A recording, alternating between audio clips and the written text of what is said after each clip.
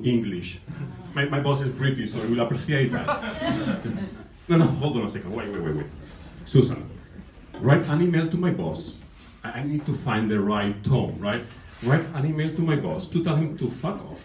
Nicely, but as if written by William Shakespeare after 2 bottles of wine. That's the tone I'm looking for. Send. Other times, I ask Susan to write LinkedIn posts for me.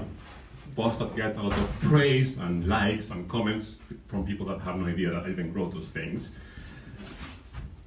Let's talk about social media, LinkedIn for a while, right?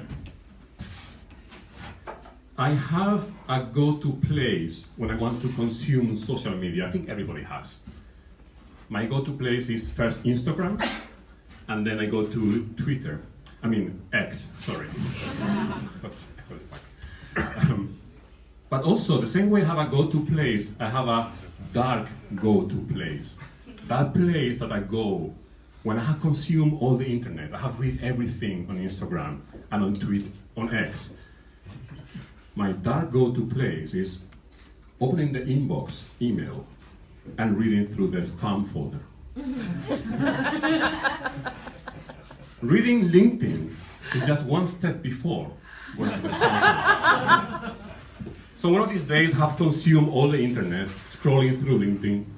I see posts of people super excited to share. They start a new job.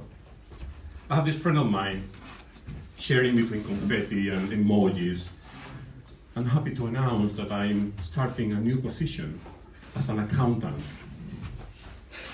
If you ask Susan, accountant is the 4th most boring job. If you ask Google, it's the 2nd most boring job. I don't know who is right, but I think something to think about, and I'm hoping there's not an accountant in the room. Good.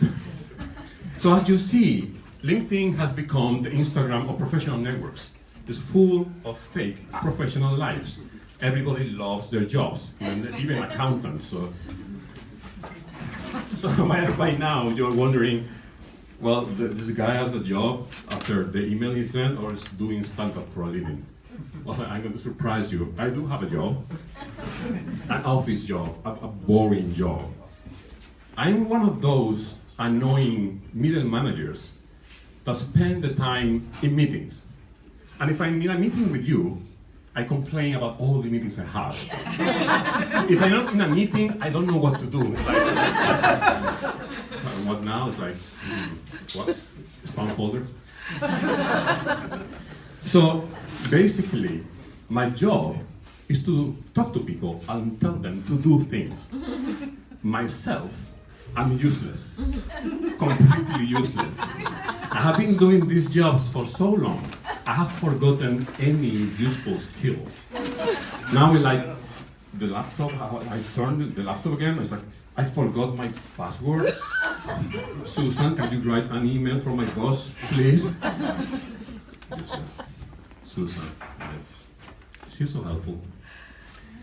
The other week, I learned that Susan likes to play Dungeons and Dragons. So, yes, it's going to be very hard for you to believe, but I also like Dungeons and Dragons. Behind this cool facade